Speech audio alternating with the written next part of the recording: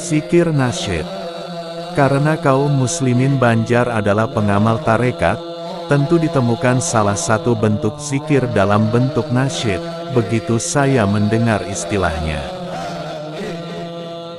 Zikir ini biasa dilantunkan menjelang haul, baik saat haul mualim Kiai Haji Jahri, atau haul Tuan Guru sekumpul Martapura yang dihadiri oleh para habaib, dan sebagainya.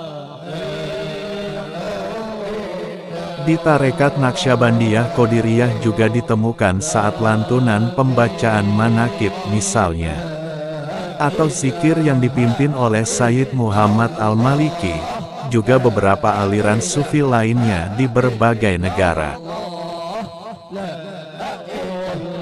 Dalam zikir nasyid tersebut, ada beberapa hal yang perlu dijelaskan satu persatu.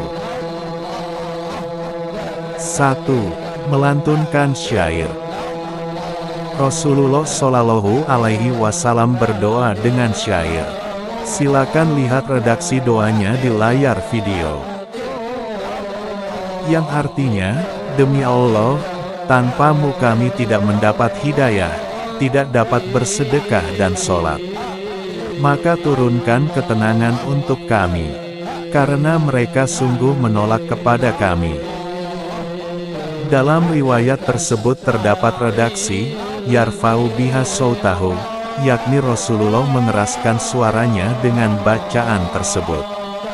Hadis riwayat Bukhari 2837, dan Muslim 4771. Di hadis lain, saat para sahabat bersyair yang redaksinya silakan lihat di layar video. Yang artinya, kami adalah orang-orang yang berbaiat kepada Muhammad, berpegang pada Islam selama kami hidup, selamanya. Kemudian Rasulullah menjawab dengan doa syair yang bersajak, yang artinya, Ya Allah, sungguh hakikat kebaikan adalah kebaikan di akhirat. Maka ampunilah sahabat Ansor dan Muhajirin. Hadis riwayat Al-Bukhari 2835, dan Muslim 4777. 2. Zikir yang dilakukan. Kalau bersyair boleh, bahkan dilakukan oleh Nabi, lalu bagaimana jika syair tersebut diisi dengan zikir? Ulama Al-Azhar, Syekh Sulaiman Al-Jamal mengutip dari Hujatul Islam Al-Ghazali berkata, jika nyanyian ditujukan untuk menguatkan hati dalam ibadah, maka bernilai ibadah. Jika untuk maksiat maka bernilai maksiat. Dan jika tidak ada tujuannya, maka ucapan yang sia-sia yang diampuni. Hasyiah Al-Jamal Juz 23 halaman 270. 3. Zikir bersama dipandu seorang imam. Syadat bin Aus berkata, dihadiri oleh Ubadah dan ia membenarkannya, kami berbaiat kepada Nabi. Beliau bertanya, apakah di antara kalian ada orang asing, yakni ahli kitab? Kami menjawab, tidak ada, wahai Rasulullah. Kemudian Nabi menyuruh menutup pintu. Nabi bersabda, angkat tangan kalian, ucapkanlah la ilaha illallah. Lalu kami mengangkat tangan kami. Hadis riwayat Tabrani, para perawinya dinilai terpercaya.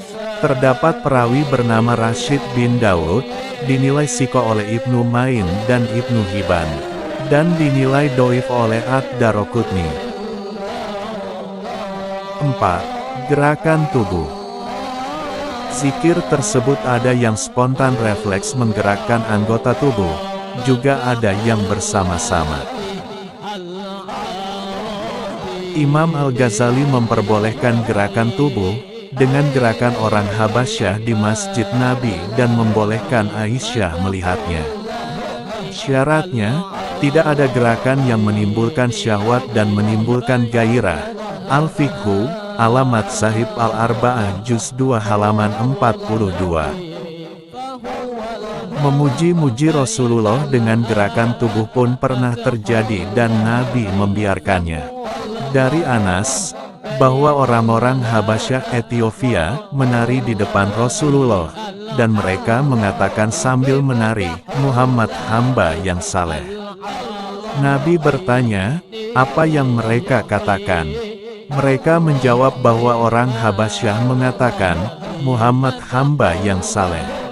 Hadis riwayat Ahmad, sanadnya sahih, sesuai kriteria Muslim.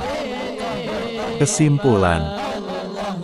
Pertama, baik zikirnya, syairnya, gerakan tubuhnya, semuanya tidak diharamkan.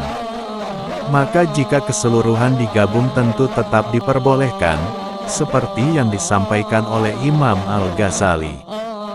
Jika masing-masing rangkaiannya tidak ada yang haram, maka dari mana keseluruhannya bisa haram? Ihya, Juz 2 halaman 273. Kedua, para pengamal zikir tetaplah menjalankan zikirnya seperti yang telah diamalkan oleh gurunya. Dituduh apapun, termasuk tudingan gila pun, memang sudah menjadi konsekuensi. Seperti dalam hadis dari Abu Sa'id Al-Khudri bahwa Rasulullah Shallallahu Alaihi Wasallam bersabda, perbanyak zikir, hingga mereka mengatakan gila. Hadis riwayat Ahmad dan Abu Ya'la. Di dalamnya terdapat daroj, dinilai doif oleh segolongan ulama, dan dinilai terpercaya oleh lebih dari satu ulama. Perawi lain dalam salah satu sanad Ahmad adalah orang-orang terpercaya.